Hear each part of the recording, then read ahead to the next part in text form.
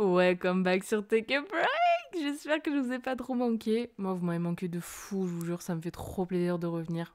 Pour ceux qui n'ont pas suivi, j'avais annoncé sur Instagram et sur TikTok aussi, si je me souviens bien, que je ne ferais pas d'enregistrement parce que j'avais besoin, tout simplement, de me reposer. Et je me suis un peu reposée. Je vous avoue que pas énormément, mais ça me manquait trop, j'avais trop envie de parler. Alors, je me suis dit, let's go en fait. Il y a quelques semaines, je me suis rendu compte que je vivais trop pour les gens. Je me suis rendu compte que tout le temps, j'avais besoin de cette validation d'autrui en fait. Pour remettre les choses dans leur contexte, j'ai perdu confiance en moi quand j'étais au collège. J'ai subi énormément de harcèlement et s'en est découlé en fait juste une perte de confiance totale en moi. Et j'ai eu énormément de critiques de la part de mecs dans la cour de récré. Je stressais à l'idée de juste croiser la cour en fait et de me dire là je vais me prendre des petites insultes, ça va être super. En fait j'étais tétanisée, moi il faut savoir que j'étais dans un côté de la cour et pour rejoindre mes copines je devais passer devant eux obligatoirement et ça m'a toujours je vous promets que ce passage là, cette ligne droite que je devais faire, elle me traumatisait. Je me vois des fois faire des lignes mais totalement débiles, genre aucun sens de les faire juste pour éviter de passer devant eux. Juste pour me dire, en fait, je vais pas me faire harceler aujourd'hui, j'en ai marre, laissez-moi tranquille. J'avais toujours le droit à des oh là là, l'hippopotame, l'éléphant, elle fait trembler le sol quand elle marche. Oh là là, mais qu'est-ce qu'elle est grosse, mais... Pour vous dire, quand même, à l'époque, je faisais 1m75, je faisais presque 1m80, honnêtement. Je crois que j'ai commencé le lycée et je faisais 1m80, donc sûrement qu'au collège, je faisais 1m75, 1m80, tu vois. Et je faisais vraiment genre 70 kilos à peine. Et je me suis rendu compte, il y a genre un an que, mais ridicule en fait, de me dire l'hippopotame, naninana. Alors oui, j'étais pas hyper fine comme toutes les autres meufs, on voyait pas mes os, j'avais du ventre, j'avais des cuisses, j'avais des bonnes joues, mais venir me dire hippopotame, tu fais trembler le sol, mais ferme-la quoi. Genre vraiment c'est... Bref, on parle pas de ça aujourd'hui. Au-delà aussi de ces mecs qui me critiquent, ces mecs ne me courtisent pas non plus. C'est toujours les copines qui étaient courtisées, mais jamais moi. On me courtise pas en fait.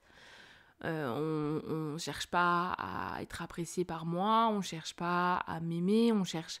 En fait, je me suis rendu compte très vite que j'allais galérer à trouver quelqu'un et que j'étais pas du tout assez belle pour trouver quelqu'un et que en fait, rien que mon tempérament, mon comportement, le fait que je sois drôle ou des choses comme ça ne suffisait pas à trouver quelqu'un. Et j'ai dû me rendre compte très vite, trop tôt même, que t'es grande et grosse, va falloir assumer meuf. Et en plus de ça, même si c'est pas que des inconnus, c'est aussi ta famille, ton propre sang, même si c'est mélangé, c'est ton grand-oncle, ta grande-tante et tout. Bref, c'est comme la famille. J'ai eu le droit, à mes 15 ans, je m'en souviendrai toute ma vie, de ce truc de... On a un repas de famille, je suis avec ma mamie, mon papy, ma tata, et je suis retournée à Nancy, c'est là où j'ai vécu, c'est là où je suis née même. Et je suis retournée à Nancy pour faire un grand repas de famille. Et il n'y avait pas mes parents, mais je m'en souviendrai toute ma vie, parce que quand je me suis pris ça dans la gueule, je me suis dit, mais ça va pas. C'est pas des choses qu'on dit à une gamine de 15 ans en fait. Et il faut savoir que j'ai très vite été mature pour mon âge. J'ai très vite été très indépendante, j'ai très vite compris la vie en fait, genre. Et du coup, j'avais 15 ans et j'étais à la table des grands. Je voulais pas traîner avec mes cousins et mes cousines qui à l'époque faisaient des musicali. Et j'étais là en mode, mais pas du tout, j'ai pas envie. Bon, maintenant je me retrouve à en faire. Mais c'est une autre histoire. À l'époque, j'étais en mode, j'ai pas envie, c'est pas du tout ce qui me représente. Moi, je vais être à la table des grands, parler avec les grands. Et puis surtout, il y avait un grand-oncle que j'aime beaucoup. Et je voulais être avec lui, je voulais parler avec lui. J'avais pas ma mère, je savais pas sur qui m'appuyer. Mon papy et ma mamie, forcément, ils parlent avec leur famille. Enfin, c'est leur famille. Je dis leur famille, mais c'est ma famille aussi. Mais bon, bref.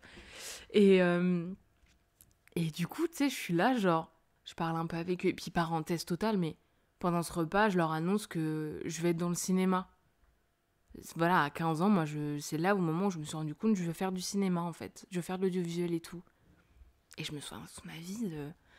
Mais attends, mais t'as 15 ans, hein, t'as le temps encore pour trouver ce que tu veux faire dans la vie. Enfin, En fait, je me dis, mais ça va pas. Genre, il y a un moment, je sais ce que je veux faire de ma vie et on me critique sur le fait que je sais ce que je veux faire de ma vie. Genre que je suis pas une enfant comme les autres, que je reste à table avec les adultes et que je vais pas avec les autres. Mais laisse-moi tranquille. Et bref, cette même personne qui me dit, mais t'as tout le temps et tout, hein, elle me dit, franchement, c'est dommage parce que t'es grande. T'aurais pu être mannequin, mais t'es grosse.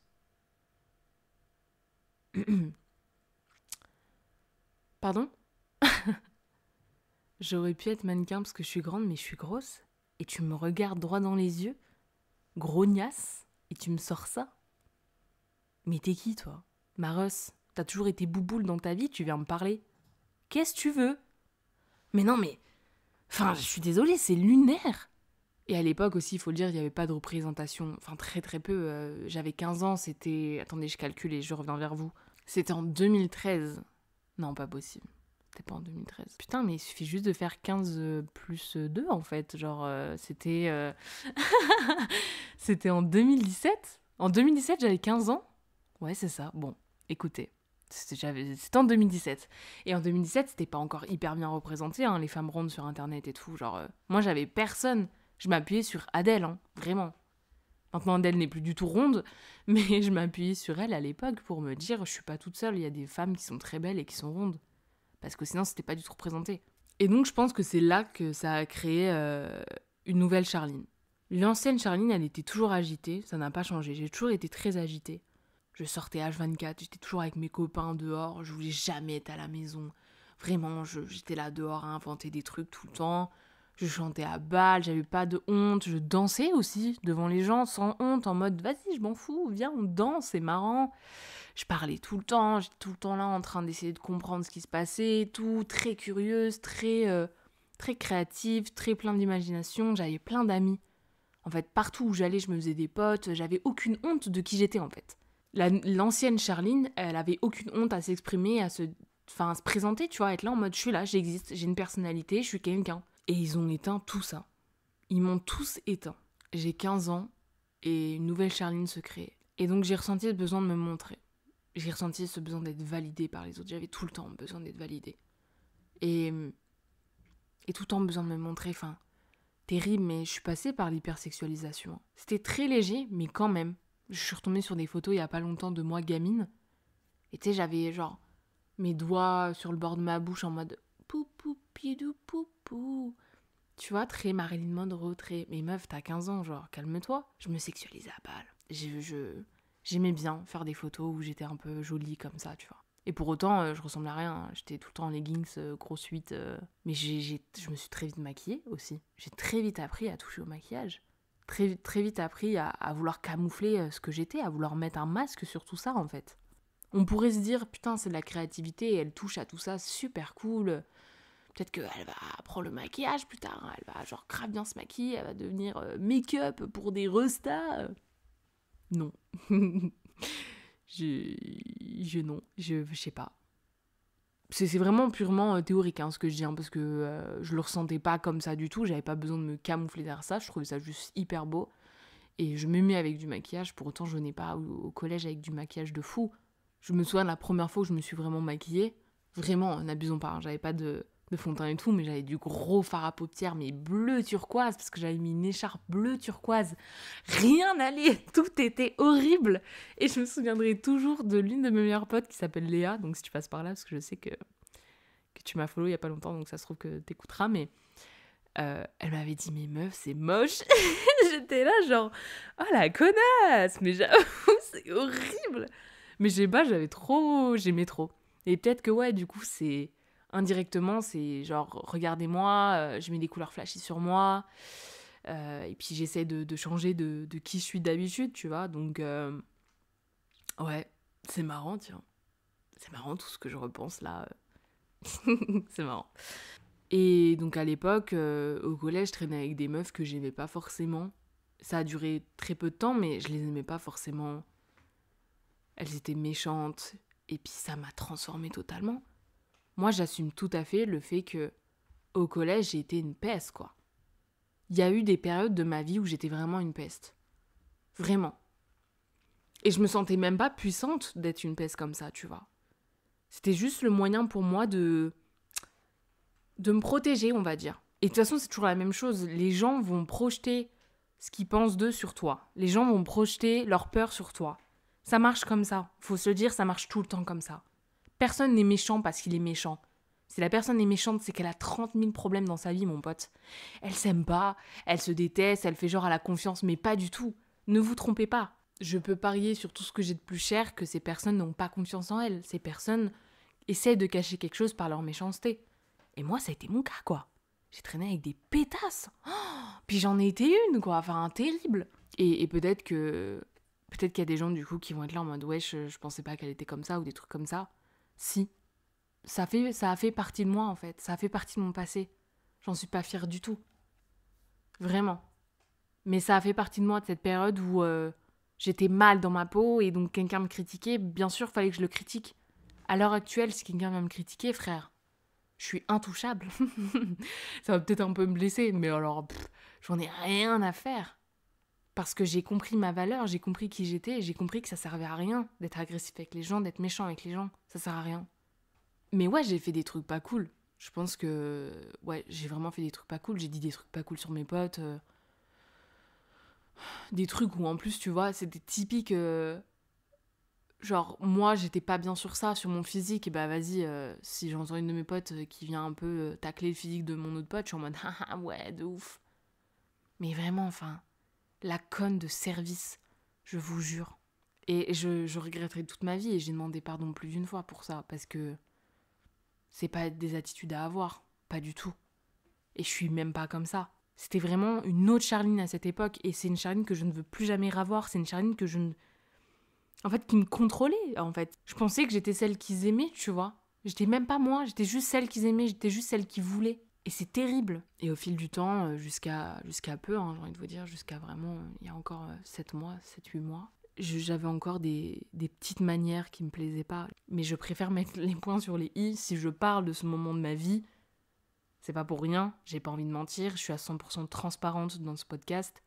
Mais pour autant, ça ne me représente pas pour autant, quoi. Et donc j'ai développé plein de trucs, plein d'habitudes vraiment mesquines en fait. C'est des trucs, c'est du trauma qui parle alors qu'il devrait pas parler, c'est débile, Enfin, faut pas agir comme ça, vraiment. N'ayez pas honte d'être qui vous êtes. Et comme je disais, j'ai ressenti ce besoin de me montrer, j'ai ressenti ce besoin d'être validée par les autres. J'avais toujours besoin d'être validée et il y a toujours une partie de moi qui a besoin d'être validée. Ou par exemple, je vais faire quelque chose, je vais forcément aller voir mes potes pour avoir la validation. Ça devrait être entre moi et je sais pas pourquoi j'ai besoin d'être rassurée d'eux, tu vois. Mais j'ai traîné avec des gens dits populaires. Et encore, maintenant, hein. Enfin, quand je dis maintenant, c'est il y a moins d'1 an, je traînais encore avec des gens populaires. Dits populaires, je dis bien. Toujours les mêmes personnes, un peu intouchables, t'as l'impression qu'ils ont grave confiance en eux et tout. Mais détrompe-toi, frère. Quand tu vois ce qui se passe dans leur vie, t'es là en mode, ouah, c'est ça ta vie. Mais la mienne, elle est 1000 fois mieux. C'est nul ta vie, nul. C'est des gens qui pensent pas par eux-mêmes, c'est des gens qui sont vraiment restreints. Je parle des gens populaires, hein, vraiment, de ces gens avec qui j'ai traîné. Je parle pas pour tout le monde et tout. Mais je dis juste que moi, les gens avec qui j'ai donné trop d'importance, que j'ai mis sur un piédestal de ouf, alors que pour eux, je suis de la merde, quoi. Et ben, pour moi, c'était waouh, c'était eux. Il fallait, si tu traînais avec eux, tu étais forcément validé dans la société, tu vois. Alors qu'on s'en bat les couilles. Vraiment, je le dis. Essaye d'avoir des conversations 2 secondes avec ce genre de personnes. Tu te fais chier. Et puis dans tous les cas, ça reviendra toujours à eux. Jamais à toi. T'étais en train de parler du fait que ton chien est en train de mourir. Oh, non. Mais tu sais qu'en parlant de chien, bah genre hier je me suis acheté une fourrure mais j'aime pas, donc je sais pas, est-ce que je la ramène? C'est ce genre de personnes à qui j'ai donné de l'importance. Alors que c'est des putains de personnes matérialistes qui en ont rien à faire de toi, honnêtement. T'es un pion parmi tant d'autres, t'es une oreille, t'es là, t'écoutes. C'est tout ce qu'ils ont besoin de toi, quoi. Ils te serviront à rien, honnêtement. Et je parle aussi de choses qui sont personnelles, d'histoires des autres, juste parce que genre j'ai l'impression de pas être importante pour eux. À ces mêmes personnes, je vais leur dire des trucs que je devrais pas dire. J'ai appris des trucs, tout se sait, tout le temps. Je devrais le garder pour moi ou le raconter à ma meilleure pote, tu vois. Ou à ma mère, au moins je suis sûre que ça restera entre elle et moi. Mais non, je suis obligée, c'est plus fort que moi. J'ai l'impression que là, dans le moment de notre conversation, bah, je suis pas assez au centre de l'attention, mais tu le sauras jamais. Tu le sauras jamais parce que c'est eux le centre de l'attention, c'est eux le centre de leur vie et de la vie de tout le monde. Ils sont persuadés que sans eux, rien ne marche, rien ne tourne, plus rien n'existe. C'est pas genre s'estimer, c'est pas genre se faire passer avant tout le monde. Et c'est une sorte d'égoïsme et mes puissance 1000, c'est genre une limite narcissique, quoi. Et je me suis retrouvée à balancer des informations, mon pote. Au moment où je le dis, je suis en mode, mais quelle est conne. T'avais pas à leur dire ça, on s'en fout. C'est pas tes amis. C'est pas parce que de temps en temps, vous discutez un peu, que vous vous marrez un peu, qu'ils sont sympas et tout, que c'est ta pote ou ton pote. Tu n'as pas à leur dire ça. J'ai fait des choses juste parce que j'avais besoin d'exister aux yeux de personnes qui ne voient que. Et qu'est-ce que c'est ridicule. Et vous savez le pire dans tout ça ? L'euphémisme de ma personne, enfin de mon ancienne personne du coup, je travaille à fond sur ça, une nouvelle Charline, une nouvelle Era. On y croit les gars. Je vais tenir, je vais arrêter ces trucs de merde de vouloir toujours me montrer, d'être toujours en mode regardez-moi, j'existe. Le pire là-dedans, le truc de Zanzino, c'est que j'ai peur d'être regardée. J'ai vraiment une phobie de ça, j'ai pas envie, me regardez pas. Mais meuf, tu fais 1m80 mon pote, tu fais tout pour qu'on te regarde et pour que les gens te voient. Bien sûr que les gens te voient. Même si tu fermais ta bouche, t'as juste à passer dans un couloir, tu fais 1m80. Une nana d'1m80 qui passe dans le couloir. Ils vont te voir en fait. C'est obligé. Je suis en plus de ça genre grave agitée. Je parle hyper fort. Bon, ça c'est hyper lorrain comme je vous l'ai dit. C'est vraiment ce truc de pécore là de parler super fort. Mais je parle hyper fort quoi. C'est désagréable, j'ai pas du tout envie de parler hyper fort comme ça. Il y a des moments où je me surprends parler normalement et de me rendre compte que j'ai une belle voix et que c'est agréable à écouter et que c'est agréable à converser comme ça. Mais non, je m'emporte toujours. J'ai toujours l'impression que la situation m'échappe, je me dis on est en train de parler d'autre chose mais j'ai pas fini. J'ai l'impression que j'existe plus personne ne me regarde dans cette autre conversation. Alors, je crie. Complètement malade. Mais c'est vrai, je suis grave agitée. Bon, après, j'ai toujours été agitée, donc je peux pas dire que c'est l'ancienne Charline qui était comme ça. La vraie Charline, elle est hyper agitée. Je tiens pas en place. J'aime bien bouger partout et tout. Mais c'est vrai que hyper agitée, parle fort, 1m80, a toujours les potins de tout le monde et vient les raconter. Bon, bien sûr, je raconte pas tous les potins non plus. Quand t'es mon pote, je vais pas le raconter. Par contre, si t'es quelqu'un que je m'en fous un peu, je vais le raconter. Mais non, en fait, t'as pas à le faire. Tu n'as pas à le faire. Tu n'as pas, parce que quand ça me retombe dessus, je regrette, mais au-delà de ça, je regrette même avant, je regrette direct sur le moment où je me dis, mais frère, j'ai pas à te dire ça, j'ai même pas à converser avec toi, je préfère être toute seule que de me retrouver à parler avec vous, une conversation futile et enfantine. Y a pas, c'est futile, les informations que vous me donnez ne m'importent rien. Venez, on parle pas. Venez, genre. Et viens, Charline, arrête de leur parler. Pourquoi tu leur donnes de l'importance à ces trous du cul là ? Ils ne t'apportent rien, ils sont futiles, c'est même pas un personnage secondaire dans ta life. C'est même pas une silhouette, même pas un figurant. Il ne devrait même pas être dans le scénario de ta vie. La meuf de cinéma, tu connais. Genre stop. Et j'ai développé énormément de sarcasme aussi, genre pour me protéger des autres. Même de... Je sais plus le mot, j'ai plus le mot, comment on dit. Quand on se trash talk soi-même, l'autodérision, c'est ça ? J'en ai un peu développé. Mais en vrai, de vrai, ça fait pas de mal. Je trouve que ça fait partie de mon humour maintenant, donc j'aime bien. Je vais pas mentir, comme ça, j'ai pas envie de le changer. J'aime bien mon petit sarcasme et tout. Ce qui a construit, en gros, un manque de confiance en moi. J'ai plus confiance en moi. J'ai toujours l'impression d'être l'éléphant du collège, tu vois. J'ai pas envie. Mais en même temps, tout me fait penser que... Je sais que je suis une personne intéressante parce que je sais que je peux avoir des conversations poussées. Mais j'ai pas assez confiance en moi encore pour que je pousse bien ces conversations. J'ai l'impression que les gens avec qui je vais converser, ils vont me dire « Futile ce que tu viens de me dire, futile ». Donc je ferme ma gueule en fait. Quand les gens ont besoin de moi, je suis là en mode « Non mais ça sert à rien. Ce que je vais leur apporter, ça va rien leur servir. C'est futile comme information, je ferme ma bouche. » Mais pourtant j'ai l'impression d'être intéressante quand même, tu vois, j'ai l'impression d'être de bonne compagnie. Mais c'est ça le problème, je suis juste de bonne compagnie, je suis toujours la pote grave cool qui parle fort, qui est drôle, et genre jamais la fille avec qui on a envie de se poser, de s'embrasser, de sortir avec elle, tu vois. Parce qu'il faut le dire, imagine-toi 2 secondes, tu dois passer outre le fait que tu sors avec une grosse qui en plus de ça a des timiniques et qui parle fort et qui est là quoi. Tu sais qu'elle est là, elle est là, hein. Mais je travaille pour ça. Je travaille pour ne plus me dire, les gens vont se dire « Oh là là, la grosse avec des timiniques qui parle fort ». Et cette confiance en moi que j'ai commencé à perdre, je l'améliore de jour en jour. Vraiment de jour en jour. Mais c'est vrai qu'il y a 1 mois, je me suis rendu compte parce que lors d'une conversation où je parle toujours avec un pote à moi qui me remet toujours les points sur les i, là, les yeux en face des trous, on va dire, c'est un peu insupportable, tu vois. Il y a des moments où je dois lui dire non, pas aujourd'hui. Non, une prochaine fois. T'as des trucs très intéressants à dire, mais une prochaine fois. Et justement, c'est ce genre de pote comme ça où je me dis à chaque fois, mais je suis pas intéressante, ce que j'ai à dire, ça sert à rien. Tu sais, des fois, je remets en cause mon podcast carrément. Je me dis, mais ça sert à rien. À quoi ça sert de parler? J'ai l'impression que je dis des choses futiles et qui servent à rien. Et puis en même temps, je suis très controversée aussi parce que je vais dire A, mais je vais penser B, puis je vais redire C, puis je vais dire X, W. Parce que je suis en construction moi-même et je vous l'ai toujours dit.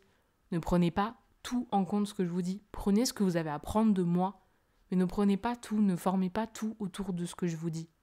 Parce qu'il y a des choses qui peuvent être fausses, il y a des choses que je peux débunker plus tard en me disant mais non, mais pas du tout, là, c'était pas du tout ce qu'il fallait dire en fait, t'es ouf toi. Donc je disais, il y a genre un mois, je parlais avec mon pote qui m'a dit mais tu prends trop en cause les autres quoi.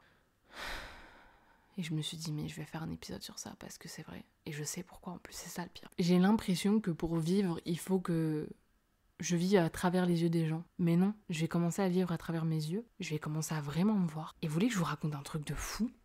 Vendredi, j'étais au taf, donc il y a 2 jours. Même pas, il y a un jour. Hier, quoi. Putain, je suis perdue dans les journées, là. Hier, j'étais au taf.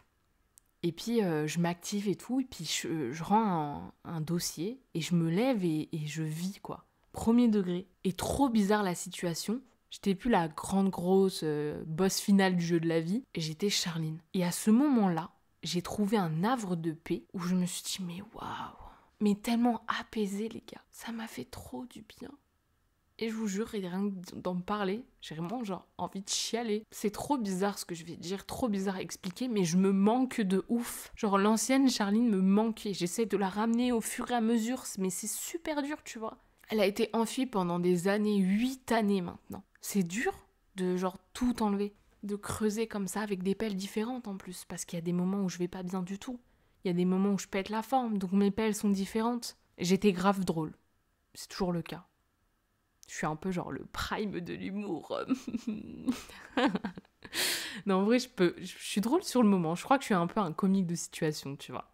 Moi, je peux pas faire des blagues. Genre, tu me demandes de faire une blague, là j'ai vraiment que le pingouin qui respirait par le cul, quoi. J'ai vraiment rien d'autre. Je sais pas faire des blagues. Mais je suis drôle. Je l'étais aussi avant. Donc c'est ça qui me raccroche à elle. J'étais douce et attentif.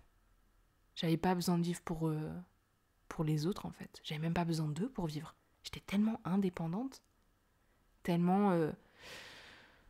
j'avais 2 frères, j'avais pas besoin forcément de jouer avec eux pour m'amuser, tu vois. Je faisais mes trucs dans mon coin... Je jouais à la maîtresse, je punissais mes doudous et je les mettais dans chaque coin de la maison. Ma mère était en mode « Qu'est-ce qui se passe? La Russe, elle déménage ?» Non, ils sont punis, ils n'ont pas fait leur devoir. Tu vois, j'étais hyper indépendante et je me trouve trop dépendante des gens maintenant. En tout cas, je me trouvais trop dépendante des gens. Ce qui est encore très dépendant, c'est mes émotions. Je vais trop... C'est peut-être un côté empathique, je sais pas, ou peut-être un côté de manque de confiance en moi, mais si quelqu'un va me répondre sec, je vais genre être pas bien du tout, tu vois. Et je vais limite te dire qu'est-ce qu'il y a, ça va, j'ai fait un truc qu'il fallait pas et tout. Non, ça veut rien dire. Peut-être que ça veut dire quelque chose, à vrai dire, mais si t'as envie de me le dire, tu me le dis, quoi. J'étais tellement sociable, partout où j'allais, je me faisais des copains. Genre maintenant, je suis terrifiée qu'on remarque genre le moindre de mes défauts, comme si personne n'avait de défauts sur Terre, tu vois. Je sais que je suis pas parfaite. Et c'est ce qui fait que genre on m'aime. Je sais que mes potes ne sont pas parfaits. Et c'est ce qui fait que je les aime. Personne n'est parfait. Je n'ai pas rencontré une seule personne sur Terre qui est parfait, genre. Peut-être Adèle. Mais c'est toute... voilà, une autre discussion. Elle est parfaite, je l'aime d'amour. Le pire de tout, c'est que mes défauts, ils sont même pas vraiment flagrants. Genre des trucs sur moi que je kiffe pas, genre meuf, on s'en balèque. Vraiment, on s'en balèque. Par contre, un défaut qui revient énormément, c'est que je suis colérique, c'est que je suis aigrie, c'est que je suis susceptible. Tu vois, je rencontre des mecs en ce moment qui me disent « Ah ouais, toi t'es susceptible, hein ?» D'accord, bon, je prends en note. Je suis en mode « Mais frère, ouais, mais ta gueule, quoi. Comment ça, je suis susceptible, mon ref ?» Du coup, je le prends. Non, mais c'est vrai, en fait, je me braque trop vite parce que j'ai l'impression que genre je suis horrible comme personne. Alors que non, derrière tout ça se cache vraiment une meuf hyper intéressante. Je suis pas moche, je suis pas repoussante, je suis pas ennuyante, je suis drôle. Je suis vraiment prête à faire les 400 coups. Je suis toujours là, tu vois. Et puis il y a des moments où je suis pas trop là, et c'est normal. Attendez pas tout le temps des gens qui soient genre au top de leur forme, ça n'existe pas, frère. Et ouais, c'est trop bizarre, c'est trop bizarre. Je saurais pas comment expliquer, mais je me manque et je travaille dur pour qu'elle revienne. Et je suis très contente de ce que je suis en train de devenir. Je suis très contente de la paix intérieure que j'instaure en moi.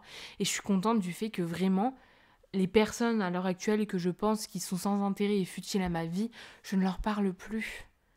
Je ne leur parle plus, je ne flanche plus. Je n'ai plus aucune honte à me retrouver seule à la pause sans pour autant aller vers des gens que je n'ai pas envie d'aller.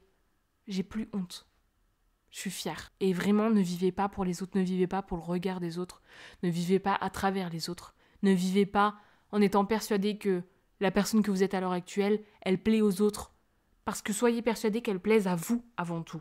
Si elle plaît à vous, si vous vous aimez premier degré et qu'il n'y a rien que vous aimez plus chez vous, il y a des trucs forcément, vous ne pouvez pas genre vous aimer absolument. C'est vraiment se mentir à soi-même. Il y a toujours des petites parties de nous, on est en mode putain tu fais chier là. J'avais pas envie de faire ça et tu m'as forcé à faire ça. Mais aimez le plus gros de vous. Soyez fiers de qui vous êtes, soyez fiers de ce que vous apportez aux autres. Ne doutez pas tout le temps de votre valeur, ne remettez pas en cause votre valeur parce qu'il y en a un qui a dit « Excuse-moi, mais là, ce que tu viens de poster sur Instagram, ça fait pitié. Excuse-moi, mais ton podcast, j'aime pas du tout. Je trouve que tu respires trop fort. » Ça, c'est une petite balle perdue pour quelqu'un qui m'a dit que je respirais hyper fort. Mon rêve, je respire, je parle en fait. Genre, tu veux quoi? Mais voilà, genre, vivez pas pour les autres. Et encore une fois, je suis la première à vous le dire, mais la première à le faire. Mais plus trop en ce moment, je vais pas mentir que je me kiffe un peu, quoi. Je vous jure, la nouvelle Charline qui arrive, c'est la Charline que j'aimais et qui était appréciée par énormément de gens. C'est bizarre parce que du coup, je dis qu'il faut pas que je vive pour les autres, mais juste le fait de m'aimer, ça me remplit de bonheur et je sais que je vais m'apporter énormément de positif. Parce qu'en gros, l'ancienne Charline, elle apportait que du positif. Genre, enfin, elle m'apportait que du positif, en tout cas. Les personnes qui rentraient dans ma vie, c'était pas des mauvaises personnes du tout. Et j'ai l'impression que je vibrais à la même vibration qu'eux, donc c'est pour ça qu'ils rentraient dans ma vie, tu vois. On vibre au même moment, on s'entrechoque, c'est pour ça qu'on se rencontre. Et là, j'ai l'impression que je vais rencontrer que des mauvaises personnes, je vibre trop bas en ce moment. Mais bon, bref, je rentre dans mon truc de spiritualité et tout, il y en a plein qui sont très cartésiens, donc je ferme ma gueule, voilà. Enfin bref, j'espère que cet épisode vous aura plu. Au début, je voulais l'appeler Je suis grande et grosse, mais finalement, je me suis dit non, parce que c'est pas du tout ce qui me définit. Par contre, oui, je suis celle qu'il voulait que je sois, mais pas celle que je suis réellement, quoi. Et il n'y a pas plus vrai. Et j'espère que vous vous reconnaîtrez pas dans ce que je viens de vous dire, parce que dans ce cas-là, je vous souhaite vraiment de passer outre ça. Vraiment. Et de grandir et d'évoluer dans un monde où vous êtes en paix avec vous-même, parce que je vous jure que ça règle tout. Et vous méritez juste d'être dans un bonheur pur et dur de vous, quoi. Voilà, bref. J'espère que vous avez apprécié, comme j'ai dit. Je me répète, en fait, là. J'ai plus rien à dire. Je veux juste dire au revoir, mais c'est toujours les fins qui sont compliquées, hein. Vous me manquez déjà. Bisous.